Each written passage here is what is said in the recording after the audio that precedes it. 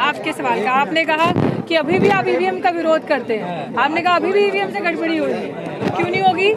दुनिया का आप मुझे बता दीजिए कोई ऐसा कंप्यूटर है या कोई ऐसी मैनमेड मशीन है जो टेम्पर नहीं हो सकती या हैक नहीं हो सकती?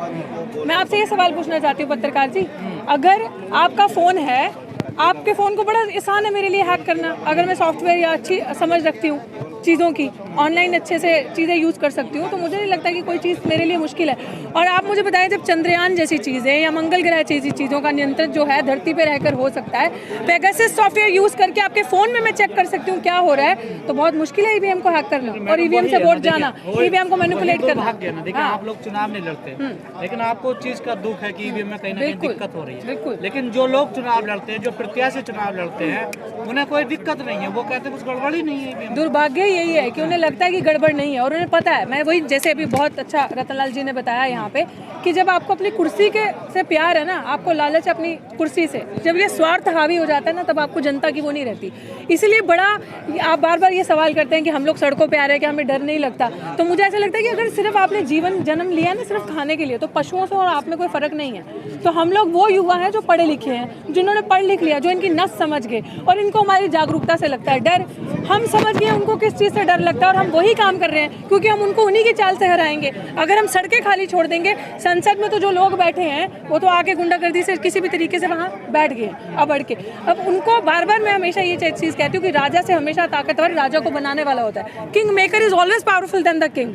तो वो हम किंग मेकर हैं, तो हमें अगर हमारी जागरूकता होगी, हम एक साथ हो गए, तो अगर हमने सड़कें भर दी तो हम तो किसी का भी कॉलर पकड़ के पूछ सकते हैं ना। आपको नहीं लगता जितना ईवीएम पे आप लोग मुद्दा बना रहे हैं, उससे कहीं दूसरी चीजों पे भी आप लोगों को करना चाहिए? मैं कहती हूँ कि अच्छा, कौन सी ऐसी लड़ाई है जो हमने नहीं लड़ी? निजीकरण पे हम बोल रहे हैं, निजीकरण पे जागरूक लोगों को हम करें, डिमोनेटाइजेशन पे हम आए सड़कों पर, 2 अप्रैल का आंदोलन हमने लड़ा, रोस्टर का आंदोलन हमने लड़ा, SC ST एक्ट जब डिलीट हुआ उनका आंदोलन हमने लड़ा, रिसेंटली किसान आंदोलन जो है सड़कों पे जागरूकता आपने देखी, वो हम लोग लड़े। अब इससे ज्यादा आप क्या कहते हैं हम नहीं लड़े? जितना ईवीएम पे ठीक रहा फोड़ा जा रहा है, आपको नहीं लगता कि संगठन मजबूत करने चाहिए? बिल्कुल कैडर लगाने चाहिए, लोगों के बीच जाना चाहिए। देखिए हमें बिल्कुल, हम जा रहे हैं। आप यकीन मानेंगे कि शायद ये जो कुछ चंद चेहरे आपको सोशल मीडिया पे बोलते दिखते हैं, जो अपने में ही विपक्ष का रोल भी प्ले करते हैं, मुझे नहीं पता 2014 के बाद से हमारा विपक्ष कहाँ गया, क्योंकि मैं एक युवा हूँ। मैंने विपक्ष की विफलता देखी, मैंने विपक्ष को किसी एंगल पे नहीं देखा प्रमुख भूमिका निभाते हुए, चाहे कोई मर रहा है, चाहे किसी के साथ शोषण हो रहा है, किसी का रेप हो रहा है। जब आंदोलन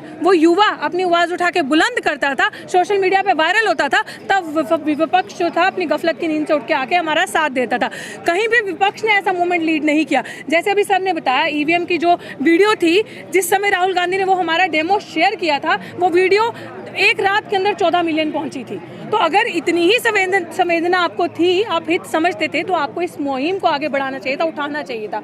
और आप बात करें ना कि हम लोग और मुद्दे नहीं उठाते, निजीकरण का मुद्दा, अभी DU की चाहे नेशनल एजुकेशन पॉलिसी को आप ले लीजिए, जबकि सबसे बड़ा जो तो प्रधानमंत्री कहते हैं आपका काम ही है आंदोलन करना। बिल्कुल, क्योंकि 2000 मैं बता रही हूँ ना, 2014 के बाद जितने भी सेक्टर्स थे ना, सब में गिराव ही गिराव हुआ। हर मुद्दे को उठाते हैं। बिल्कुल, क्यों ना उठाएं? क्योंकि हम पढ़े लिखे हैं ना, इसलिए तो वो चाहते हैं कि आप कर्मकांड में फंसो और आप मंदिरों मस्जिदों के झगड़ों में लड़ो और आप पढ़ो लिखो नहीं। वो चाहते नहीं दलित का बच्चा आए आगे और पढ़े या PhD करे, या वो यही तो शिक्षा का माध्यम हमें सवाल देने का जन्म देता ना, तो वो इसी चीज को बंद करना चाहते हैं। निजीकरण क्यों हो रहा है? हमने सबने कोरोना वायरस आंखों से देख लिया, लेकिन आई टेल यू, और जो आपकी ऑडियंस है उनको बताना चाहती हूँ, सबसे खतरनाक वायरस जो है वो है निजीकरण, प्राइवेटाइजेशन। ये एक ऐसा वायरस है ना जो हमें आंखों के आगे दिख नहीं रहा, लेकिन वो जो कोविड वायरस था ना, वो सब, उसने जाति नहीं देखी, धर्म नहीं देखा, सबको इफेक्ट किया। हाँ, गरीब लोगों को अधिकतर ज्यादा किया क्योंकि उनके पास सुविधाएं नहीं थी। But I tell you the fact, ये जो निजीकरण वायरस है ना, ये particularly SC ST OBC minorities के लिए इंस्टॉल किया जा रहा है। ये जो नहीं, आज देश को अमेरिका बनाना चाहते हैं, दूसरी तरफ निजीकरण का विरोध करना चाहते हैं। एक सेकेंड, देश को अमेरिका या देश को डेवलप्ड कंट्री तब भी बनाया जा सकता है जब जो सरकारी सुविधाएं हैं उनको अच्छा किया जाए, जो पब्लिक वेलफेयर के लिए चीजें बनी उनको अच्छा किया जाए। हम लोगों का टैक्स का पैसा मार कर सिर्फ 2 लोगों की जेबें भरी जाए, उससे किस चीज का वेलफेयर, किस तरीके से आप देश को बदलोगे? आपने सरकारी अस्पतालों को बेच दिया, आपने सरकारी बैंकों को बेच दिया, आपने अच्छे इंस्टीट्यूशन, दिल्ली यूनिवर्सिटी जैसे इंस्टीट्यूशन है, आपने उनका निजीकरण कर दिया। आप NEP जैसी पॉलिसीज लेके आ रहे हैं। आप चाहते हैं जिसका बाप सीवर में उतरता है सुबह और शाम को वो बच्चा रोटी खाता है या मजदूरी करके सुबह पानी खड्डा खोदते हैं, शाम को पानी पीते हैं, आप चाहते हैं उनका बच्चा हर 3 महीने में 3-3 लाख रुपए 4-4 लाख रुपए फीस दे और पढ़े? तो आप वही सोचे तो सरकार कह रही है कि हम कोई कंपनी चलाने नहीं है, हम वेलफेयर का काम कर रहे हैं। एग्जैक्टली वेलफेयर का काम कर रहे हैं। सिर्फ वेलफेयर हो रहा है हमारे पैसे से, उनका जो उद्योगपति वहां बैठे हैं।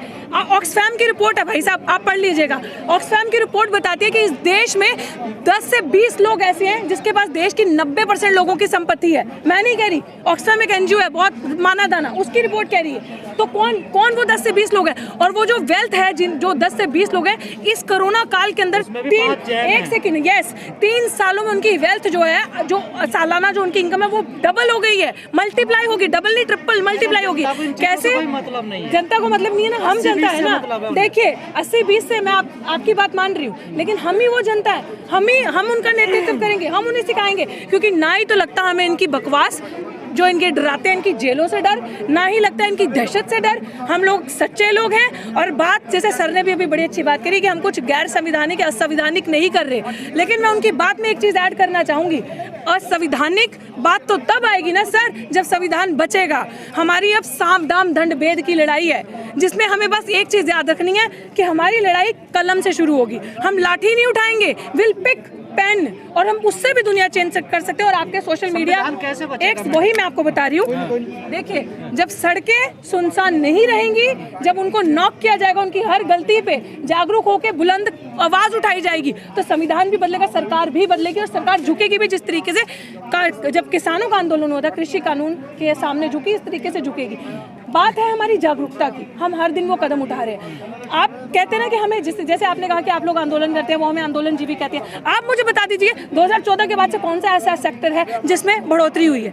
मुझे लगता है कि आंदोलन ही ऐसा सेक्टर बन चुका है जिसमें बढ़ोतरी हुई, क्योंकि उन्होंने छोड़ा ही नहीं हमारे लिए रास्ता। तो कितने तो नहीं देती है ना। देखिए मैंने आपको कहा ना, आप जनता के वोट की बात कर रहे हैं ना, हम ईवीएम की बात करते हैं। हम नहीं कहते जनता वोट देती है। एक वो कहानी सुनी है ना कि एक राक्षस था, पता नहीं राजा था, जिसकी जान उस तोते में फंसी हुई थी। तो उन्होंने कहा कि अगर इसको मारना है, इस तोते को मारिए। अगर सरकार को भगाना है, खत्म करना है, तो वो तोता ईवीएम है। आप उस ईवीएम को खत्म करेंगे तो वो बच जाएगा। एक सेकंड, आप तो बैलेट पेपर से भी चुनाव हार जाते हैं। आप करवा के देख लीजिए, आपको सच्चाई पता चल जाएगी। एक सेकंड, जिला पंचायत के चुनाव बैलेट पेपर से हुए, लेकिन उसके ऊपर प्रशासनिक गुंडागर्दी होती है। उसके ऊपर जब आप अंदर जाते हैं, जो बाहर बैठा आप सोचते हैं ये रक्षा करेगा, वो सबसे बड़ा गुंडा है उसकी। वहाँ का एसडीएम होगा, ये वो होगा, आपको पता भी नहीं चलेगा कब डरा धमका के स्याही लगाएंगे आपके, और आपका वोट कैसे या आपकी स्टैम्प कैसे लगा दिया जाएगा।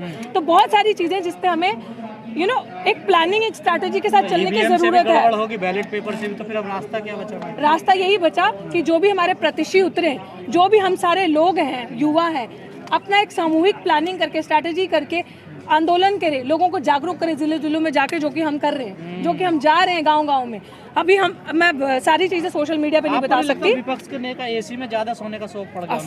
ऑफ कोर्स तो है। मैंने आपको पहले ही कह दिया कि विपक्ष कौन है। मेरी नजरों में विपक्ष वो है जो स्टूडेंट है, जो छात्र है, जो इन आंदोलन का बेड़ा उठा के, चाहे वो आपके यूट्यूब के माध्यम पे बोलते हैं, चाहे वो डफली बजा के अपना गीत गा के प्रदर्शन करते हैं किसी तरीके से, वो है विपक्ष। विपक्ष कोई पार्टी नहीं है जो एसी के कमरों में बैठी है। विपक्ष हम लोग हैं, और हम लोगों ने बेड़ा उठाया। हम लोग सिर्फ सोशल मीडिया के स्पीकर्स नहीं है कि सोशल मीडिया पे आके भाषण दिया। हम लोग जमीनों पे भी काम करें। आप लोग गवाह हैं कि रात दिन हमने किसान आंदोलन में, कृषि जब बिल थे उसके लिए किस तरीके से प्रदर्शन किया रात दिन बाहर रहकर, और हम लोग समझ चुके हैं कि इनको इन्हीं के तरीके से हराना है, इनकी लड़ाई इन्हीं के तरीके से लड़नी है। जितेंद्र मेघवाल पर क्या कहना है? बिल्कुल, जितेंद्र मेघवाल के साथ जो हुआ, मैं आपको बता रही हूँ, इट्स ग्रेट कि वो न्यूज़ सोशल मीडिया पे आ गई। लेकिन कल ही मेरी राजस्थान के किसी ऐसे बच्चे से बात हुई कि वो ये कहता है कि मैडम ये तो हाईलाइट केस हो गया जो मीडिया पे आ गया। इस तरीके के ऐसे अनेकों केस हैं जो नहीं पहुंच पाते, जो मीडिया में नहीं आते। जैसे उनके कपड़ों पे, अच्छा कपड़ा पहन ले तो बात, अच्छा खाना खा ले, कहीं पे अच्छी सड़क पे चले, यहाँ बच्चे अच्छे मार्क्स ले, जो उनको इंस्टीट्यूशन रिकमेंड करने गए, तू तो दलित का बच्चा, तू तो रिजर्वेशन से आया, तेरे पास तो गुण ही नहीं है, मेरिट ही नहीं है। उस चीज़ के लिए हमारी बिल्कुल स्ट्रैटेजी, हम इनके साथ भी हैं, और हम आने वाले ऐसे अनेकों यश मेघवाल, रोहित वेमुला, पायल तड़वी को रास्ता रोकने के लिए हम लोग सड़कों पे हैं। इसलिए हम कहते हैं हमें डर नहीं लगता। आंदोलन हाथरस को लेकर हुआ, इस मामले को लेकर नहीं। देखिए ऐसी बात नहीं है, नहीं हुआ, उठ रही है आवाज़, हम लोग जागरूक हो रहे हैं, मैसेज पहुंच रहा है। आंदोलन भी होगा और न्याय भी मिलेगा। लेकिन ऐसा नहीं है प्रियंका ना। राहुल नहीं पहुंच पाए। देखिए हाथरस तो जा रहे थे वो बैरिकेडिंग तोड़ तोड़ के। देखिए मैं आपकी बात मानती हूँ। मैं उनके लिए कैसे बोल सकती हूँ, वो नहीं पहुँच पाए या वहाँ क्या हुआ मुझे नहीं पता। हम जो अपना काम करें, हमें पता है कि हमारी नीयत सच्ची है, हम काम करेंगे। और हम ये भी काम करेंगे कि हमने वेट नहीं करना कि हमारा कोई मरा या शहीद हुआ या किसी के साथ कोई उत्पीड़ना हुई या रेप हुआ, हम वहाँ पहुँचे मोमबत्ती लेके। हम उस चीज़ को पहले ही रोकेंगे। आई एम सॉरी, हम उस चीज़ को। लोग कहते हैं कि जातिवाद तो अब खत्म हो गया, रिजर्वेशन खत्म कर देना चाहिए। अब कहाँ हैं वो लोग जब ऐसी घटनाएं सामने आती हैं? वही तो मैं कहती हूँ ना, वो वही बेशर्म लोग हैं जिन्होंने रियलिटी नहीं देखी।